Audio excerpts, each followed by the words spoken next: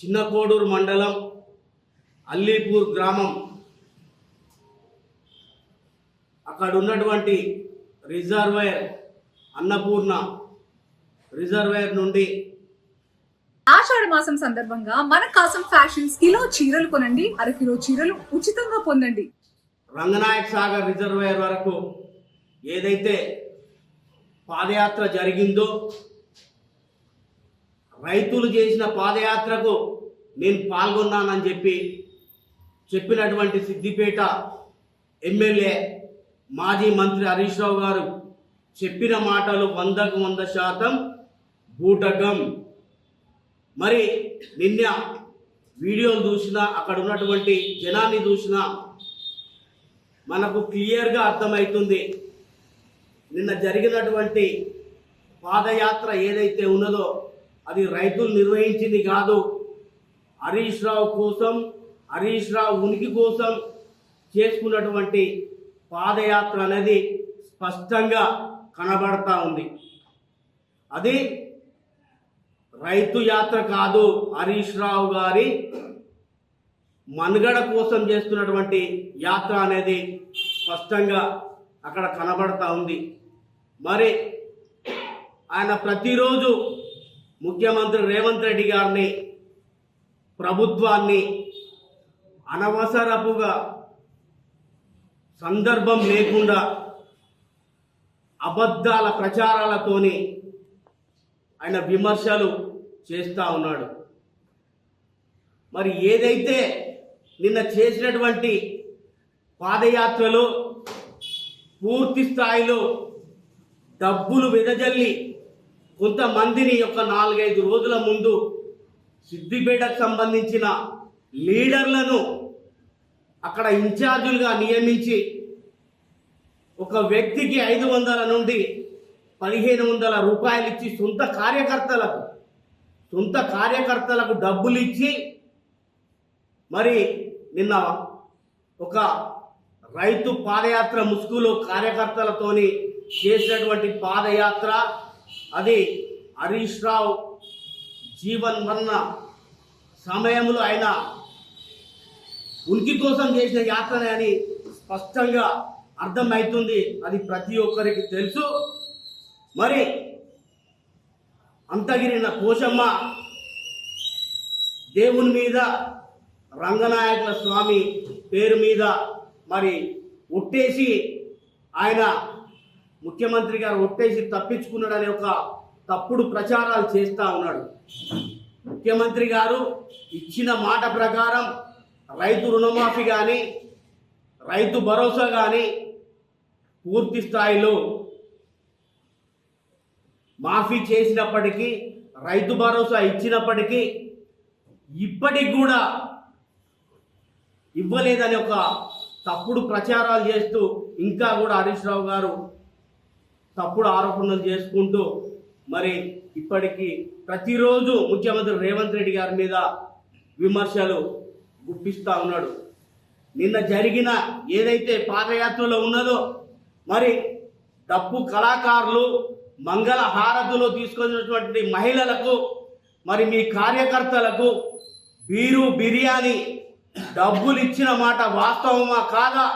మరి అంతగిరి పోషమ్మ మీద ఒట్టేసి, రంగనాయకుల స్వామి మీద ఒట్టేసి నువ్వు చెప్పు, మేము దేనికంటే దానికని చెప్పేసి మీరు ఏ సవాలు విసిరినా, మీరు ఏం చెప్పినా దానికి మేము సిద్ధం.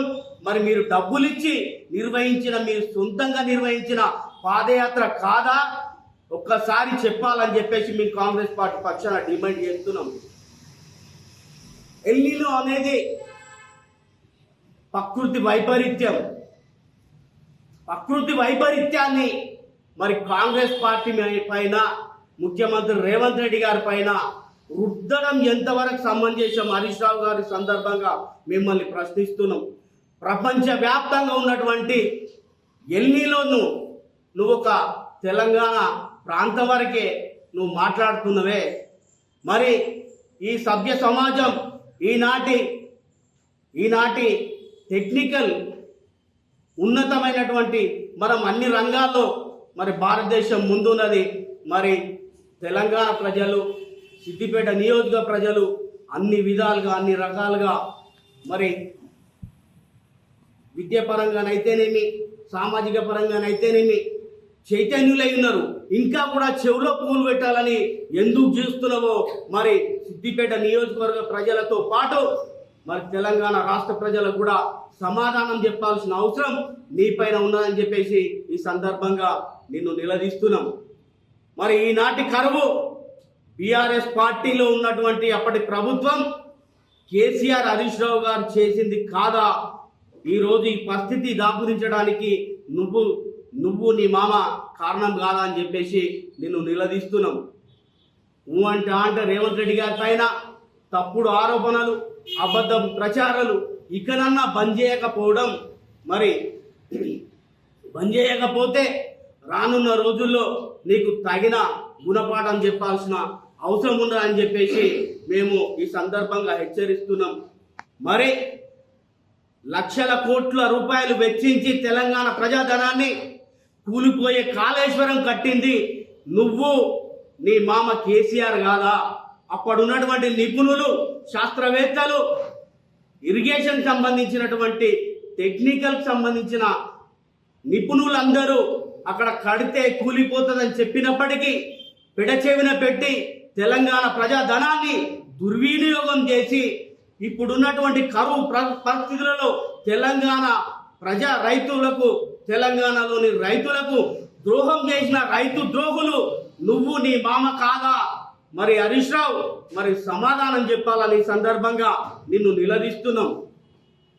నిన్న మహిళలకు పైసలు ఇచ్చి నీ కార్యకర్తలకు పైసలు ఇచ్చి నువ్వు చేసిన పాదయాత్రలు నీ కార్యకర్తలు తిట్టుకున్న మాట వాస్తవం కాదా?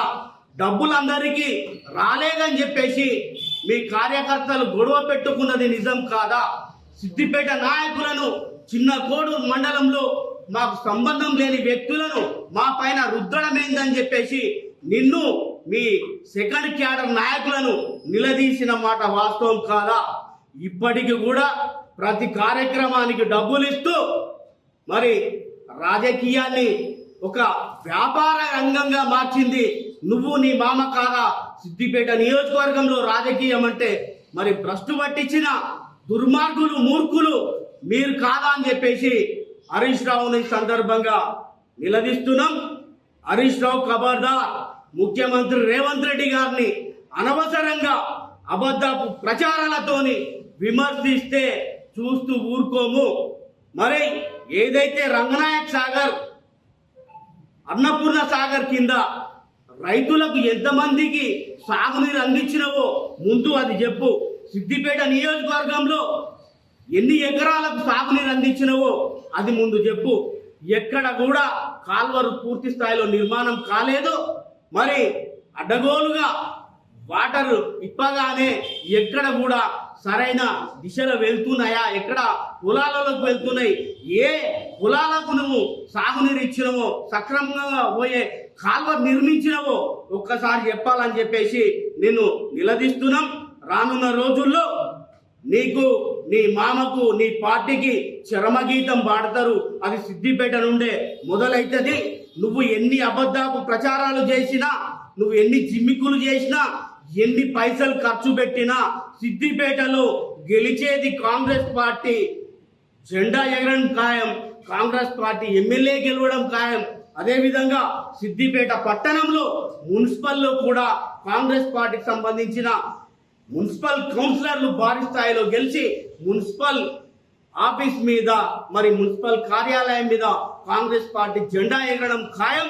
ఏదైతే ముఖ్యమంత్రి రేవంత్ రెడ్డి గారు చెప్పారో సిద్దిపేటకు రానున్న రోజుల్లో కాంగ్రెస్ పార్టీ ఎమ్మెల్యే ఉంటాడు, ఆయన గెలిచి మంత్రి అవుతాడని చెప్పేసి ఈ సందర్భంగా తెలియజేస్తూ మరి అబద్ధపు ప్రచారాలు తప్పుడు ప్రచారాలు ఇక నుండైనా బంద్ చేయాలని చెప్పేసి హరీష్ రావుని ఈ సందర్భంగా తీవ్రంగా హెచ్చరిస్తా ఉన్నాం. రాష్ట్రంలో తెలంగాణ మేమే తెచ్చినామని చెప్పుకున్న గొప్పలు చెప్పుకుంటున్న హరీష్ రావు గారు మరి అంటే రాజీనామాలు చేసి తెలంగాణను మరి తెలంగాణ ప్రజలను ప్రతి ఒక్కరిని కూలి పనుల్లాగా తయారు చేసిన కార్యకర్తలను ఓటర్స్ను చేసిన ఘనత హరీష్ రావుకే దక్కింది.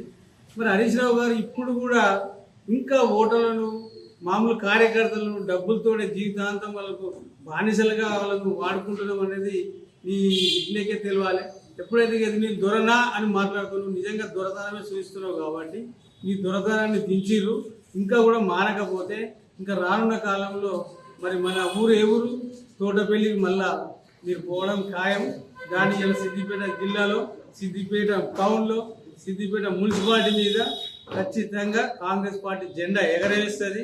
నీలాంటి అబద్ధాలకు ఎప్పుడో సర్వగీతం పట్టిర్రు. నువ్వు రోజు ఒక అబద్ధం ఆడకుండా ఎక్కడైనా మాట్లాడుతున్నావు, నిజం మాట్లాడు. ఇలా కాళేశ్వరం డ్యామ్ ఖరాబ్ అయింది, మంచిగుంటే ఇలా నీళ్ళు ఎందుకు ఇయ్యారు కాంగ్రెస్ పార్టీ? మరి కాంగ్రెస్ పార్టీ ఆ రోజుల్లో రాజశేఖర రెడ్డి గారు డిజైన్ చేసి దాన్ని పెట్టిన దాన్ని అట్లే కట్టుకుంటే ఇలా కూరుండున్నా ఇదంతా ఇక్కడ లొల్లే ఉండున్నా ఇలా అందరికి రైతులకు అందరికి ఎంత మంచి జరుగుతుంది. మరి అటువంటి దాన్ని నేనే డిజైన్ చేస్తా, నేనే ఇంజనీరు, నేనే మేస్త్రి, నేనే బిల్డర్ అన్ని రకాలు చేసుకొని ఇలా దాన్ని నాయకం చేసి ఇలా జర్రంతా పరబెట్టిందంటే నీ చిన్న కాలు ఇంత కూడా కాలుకు ముత్తంత పరబెడితే నువ్వు ఇంత పెద్ద పట్టి కడతావు. అటువంటి పెద్ద డ్యామ్ పరబెట్టిందంటే నాటి జోకాలి. ఆ పర్యలతోటి ఇలా నీళ్ళు నిలవకపోవడం ఇలా రైతుల శాపం కలుగుతుంది. ఆ శాపానికి తోటి వల్ల మీరు మంచిగా దాన్ని కూర్చుకోండి. ఇప్పటికి ఇచ్చిన శాపం సరిపోతుందా? శాపం పెట్టే ఆయన పాములు పంపినాం. ఈ శాపాలతోటే మీ మరదలు ఇట్లా ఊరి మీద పంపుతున్నావు. ఈ శాపాలతో ఇలా మా బామ్మర్ ఎక్స్ప్రెస్ మీట్ పెట్టి ఇలా నేను ఇడే పెడతా. మీ ఇద్దరికి పోటీల మీద పోటీలు పెట్టుకుంటా.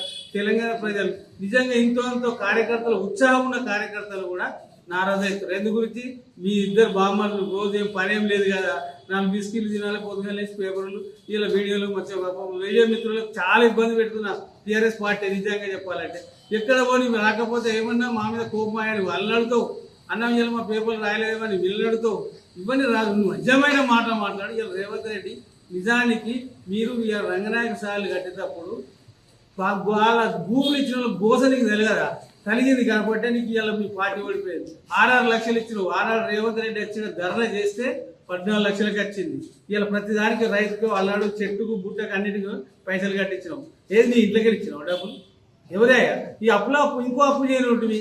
కానీ నువ్వు ఇలా వాళ్ళకి డబ్బుల కూసురు కలిగించి ఇవి చేసి ఇలా కాళేశ్వరం ఆగమేఘాల మీద నేనే కట్టిన ఘనత పెట్టుకోవడం ఇలా పొలిటీషియన్ వేసిన మరి ఘనత ఇలా ఘనత కాంగ్రెస్ పార్టీ కాదా?